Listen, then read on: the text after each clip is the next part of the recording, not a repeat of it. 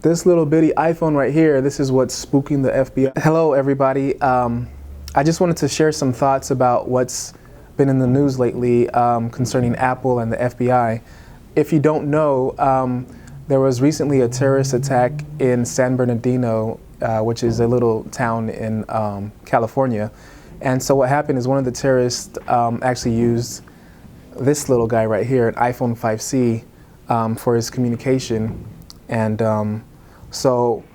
I don't know the details if the individual was apprehended or if he was terminated, but either way they recovered his communication device and it was encrypted.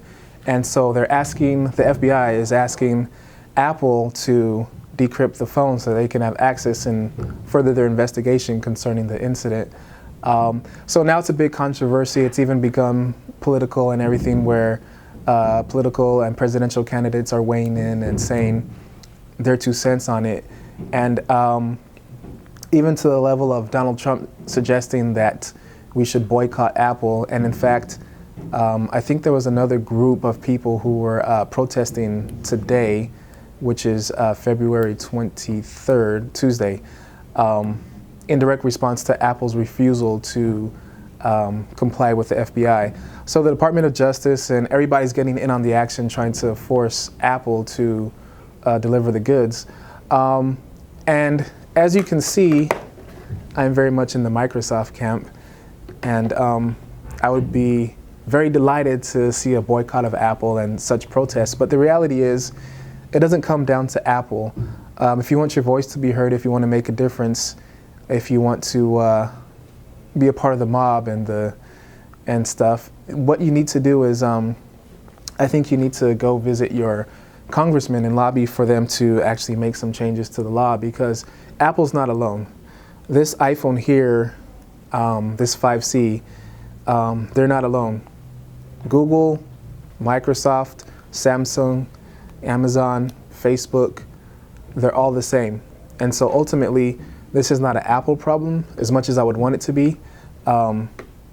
It's a legislative problem, which means that we need to get our congressmen to write new laws that would force companies. But then that's a gray area too, because now you have a situation where you have, let's say you have a criminal who's apprehended and he's assumed guilty, or everything points to him being guilty.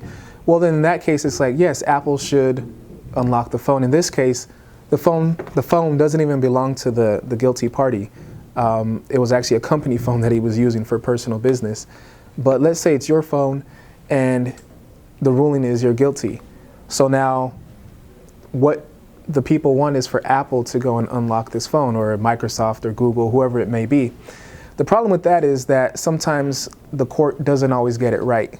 And so now you can venture down a path that could harm you in the long run, because if someone is found guilty for a crime perhaps they did not commit, and now you violate their privacy and do all this stuff, and then so I think it's something that needs to be looked at from both sides, because I kind of do think that in this particular case Apple shouldn't be fighting, but where does it stop?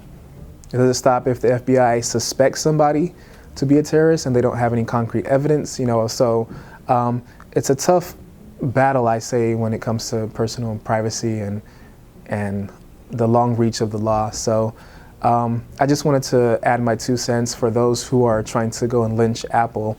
As much as I would love that to happen, I think that there are other better ways for us to accomplish that. Thanks for watching.